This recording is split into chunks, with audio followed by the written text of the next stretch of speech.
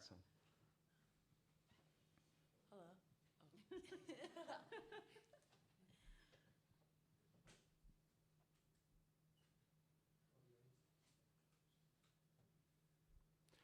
This is the pre-tournament press conference featuring the UCLA Bruins.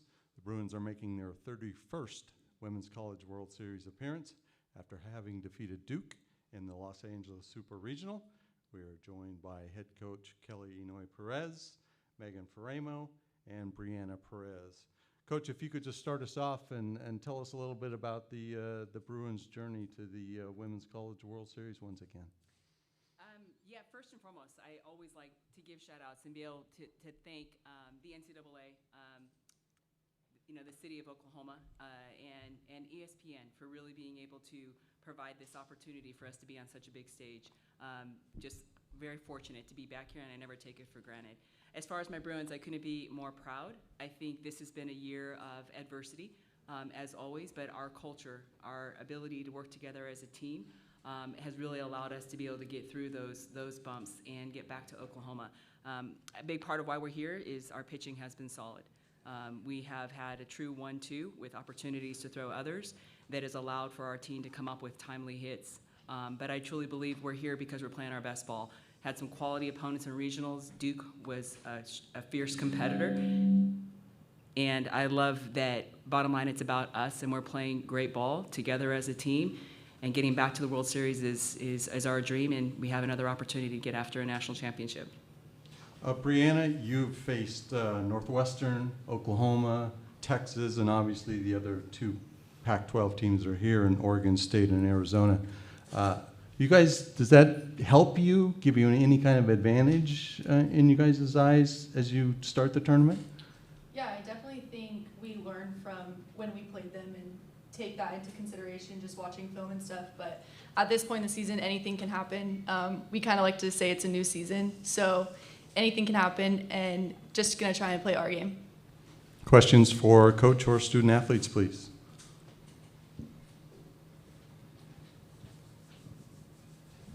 Megan, sorry, Justin. After missing last year with the injury, I know the World Series is nothing new to you, but after missing last year with the injury, does coming back to the World Series this year feel a little more special for you personally?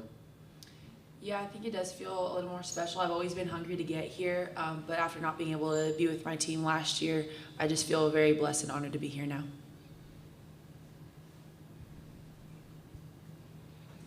Yeah, Cliff Brown, Associated Press. This is for Coach. Division I softball has become a lot more diverse in the last 10 years. Wanted to know, and your team's always been diverse, but the sport overall is becoming more so. What are you seeing there? How did that happen? I know that's a broad question, and how important is it? Well, I can only speak, you're right. I think across the board, I think softball has grown. And it is a sport that you can now see from coast to coast. There are quality players all around the country. It is also provided, and I think a big part of this is this big stage and ESPN and getting into the living rooms of a lot of homes for people to fall in love with the sport and to be able to see that there's truly an opportunity for females to be able to not only compete on a big stage but also get a great education. So softball has provided that opportunity to inspire so many more to be able to have the opportunity to play. So diversity in general, I can speak to my team. I'm so proud. I mean, if you look at us, if you look at my staff, if you look at my team, and I say this to my team all the time, we can come from all different parts of the country and the world, but your ability to come together and be a family and play together as one and understand how we are going to work together, I think is one of the greatest tools that collegiate athletics can provide to allow you to prepare for the real world. That we may all not be raised the same, we all may not have the same beliefs, but we're going to come together and work together as a team and respect differences, be able to have difficult conversations, to be able to learn and grow, which will allow them to be that much more prepared in the real world to be able to work together with anyone. So sports is something that is unique. It doesn't really matter where you come from, but your ability to buy into team, I think is a really powerful tool that you can use to continue to succeed beyond the white lines.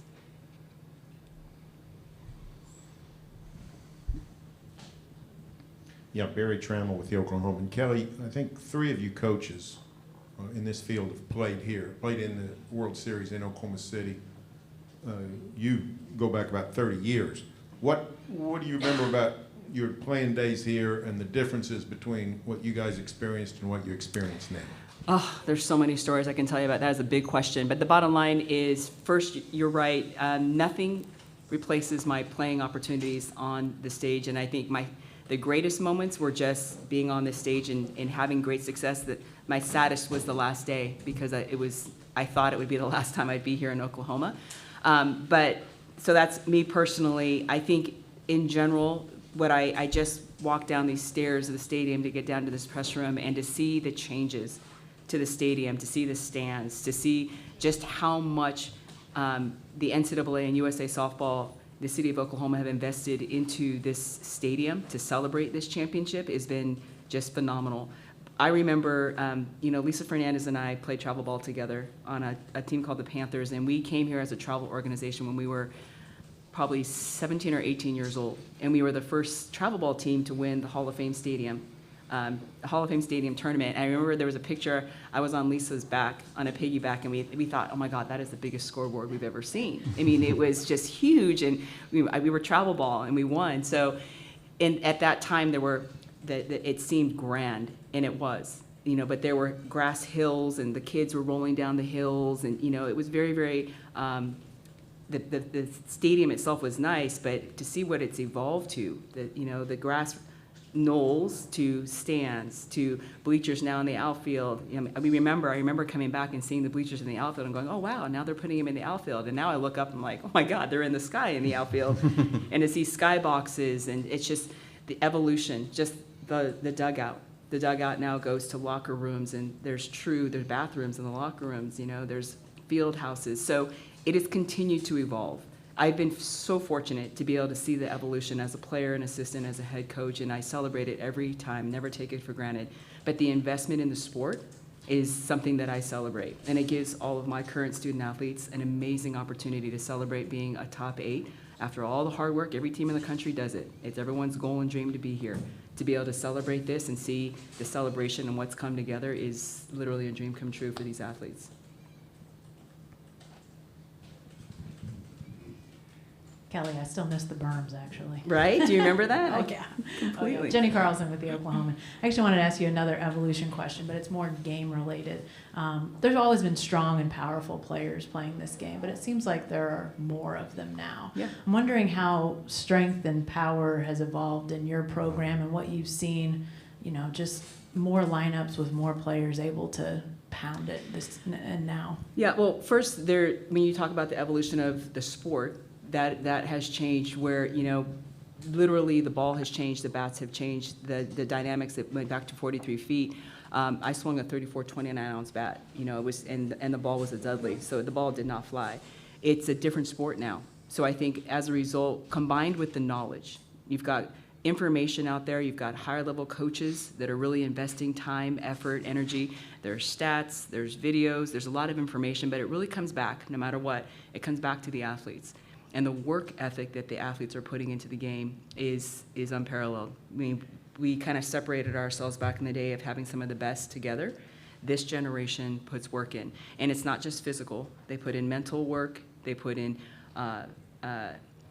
like their nutrition, their wellness. So there's so much invested in just being the elite athlete. So you're seeing a lot more of that, the knowledge, the work, the commitment, all of those things add up to just a lot more athletes that are just better technically, physically, mentally, and you get to see it. You get to see it celebrate on the stage. Another thing is because softball has grown, you're seeing a different type of athlete come in to the game. So, it was a very strong sport where our sport is unique. You don't have to be the tallest, you don't have to be the fastest, but now you're seeing that triple, threat kind of an athlete like a Inouye-Perez that could play soccer, play basketball, or play other sports.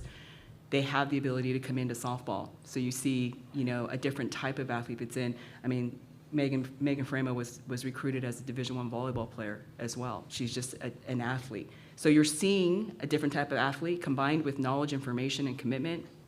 The game has changed. It's exciting now. You got to watch this sport down to the last pitch. You never know what's going to happen.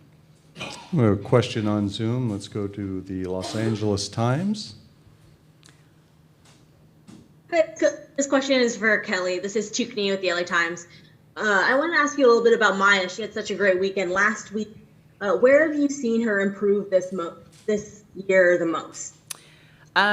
She had a phenomenal freshman year, and that's always tough to follow for any athlete. The sophomore jinx is what they call it. What I see in Maya now is just Maya being Maya. She knows she can hit. She's very strong. She's a dangerous hitter. Getting away from the expectations and noise and getting back to just playing softball, I would put her in any situation at any time because the girl has succeeded under pressure her whole career. That's why she's here. She's a fierce hitter. She's quieted the noise, and she's ready to do whatever she can to help her team, and it's very fun to watch. All right, we'll go to Danny Davis with the Austin American-Statesman.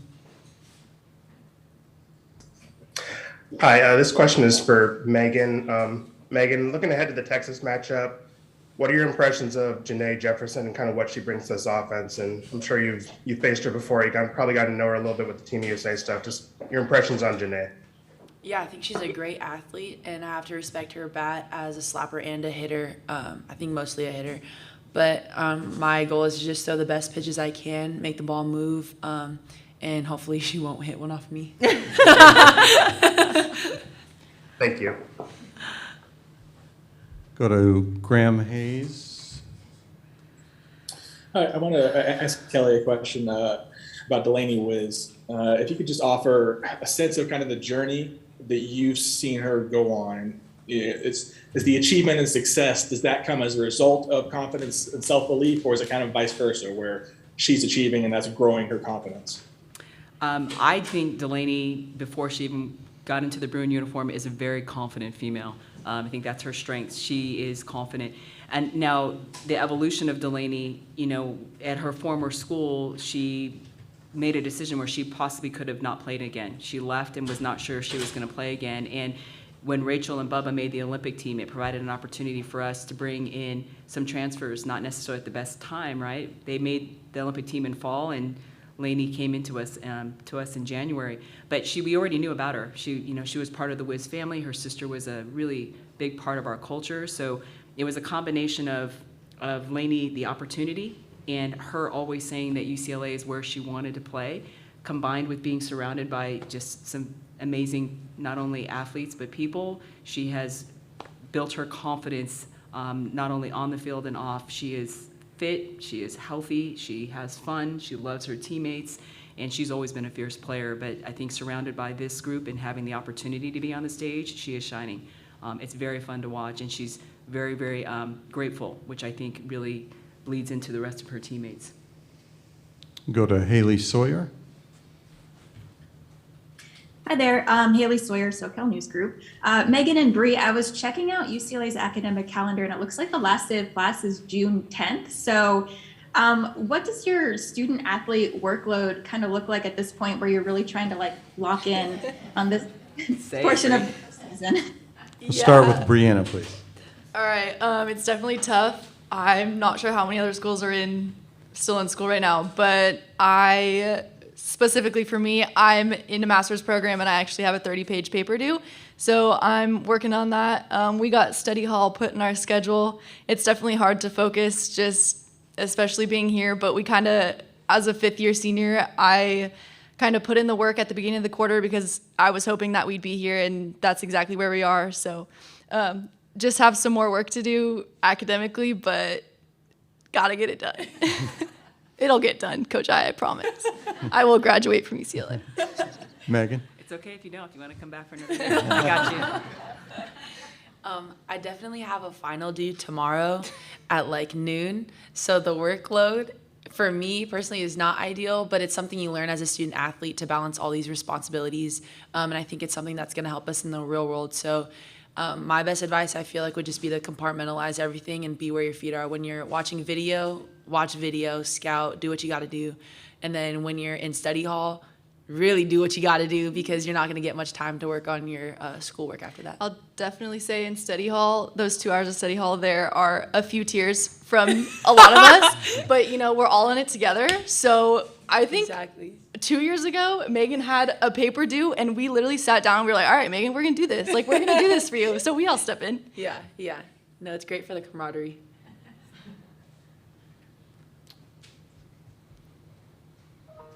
All right, last one to Barry.